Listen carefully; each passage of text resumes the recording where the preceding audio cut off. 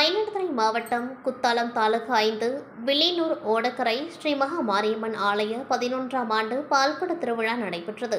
முன்னதாக குத்தாலம் காவிரி தீர்த்த படித்துறைகளில் இருந்து சக்தி கரகம், அழகு காவடி, பக்தர்கள் பால் குடங்களை தலையில் சுமந்தவாறு வான வேடிக்கை, மேலதாள வாத்தியங்கள் முழங்க ஊர்வலமாக கோவிலை வந்தடைந்தனர். பின்னர் விரதமிருந்த பக்தர்கள் தங்களது நேர்த்திக் கடனை செலுத்தினர். தொடர்ந்து பக்தர்கள் தலையில் சுமந்து வந்த பாலினை கொண்டு அம்மனுக்கு பாலபிஷேகமும், அதனைத் தொடர்ந்து மகா தீப ஆராதனையும் காண்பிக்கப்பட்டது.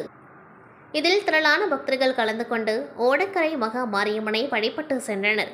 இக்கோவிலில் நாளை மாலை தீமிதி திருவிழா நடைபெற உள்ளது குறிப்பிடத்தக்கது.